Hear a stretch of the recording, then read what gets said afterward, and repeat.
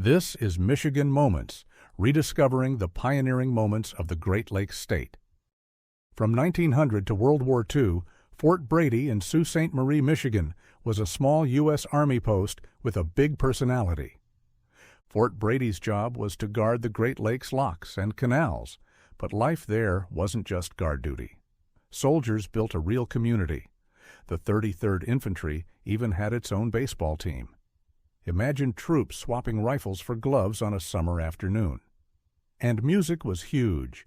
A citizens' military training camp band regularly filled the barracks yard with bugle calls and drum beats. In the winter, the fort is completely transformed. The woods and roads around Fort Brady would sometimes be buried in snow. In fact, postcards titled "Shoveling Out After the Storm" show men digging trenches through drifts taller than themselves. Soldiers trained hard for cold weather. By World War II, thousands of troops lived at Fort Brady and practiced operating in sub-zero cold. One of the biggest changes was the arrival of women soldiers. Fort Brady added a barracks for the Women's Army Corps in the mid-1930s. This new building, called the Wax Barracks, housed dozens of officers and enlisted women who helped with administration and training. Officers' quarters also expanded, with neat Victorian-era homes for the fort's leadership. These houses still stand on what is now the Lake Superior State University campus. When World War II began, Fort Brady's population swelled.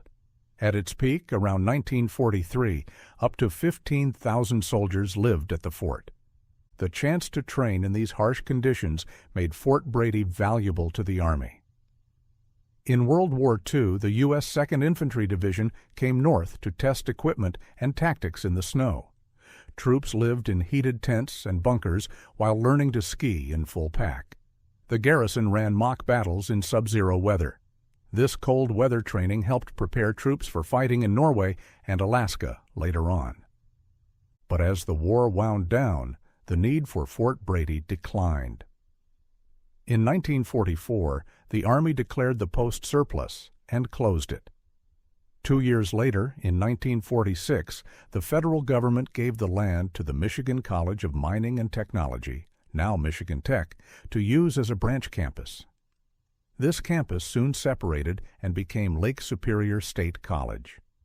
Many of the old brick barracks and officers' homes were converted into dorms and classrooms.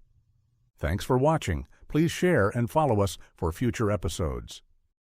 This has been Michigan Moments, offering bite-sized morsels of Michigan history.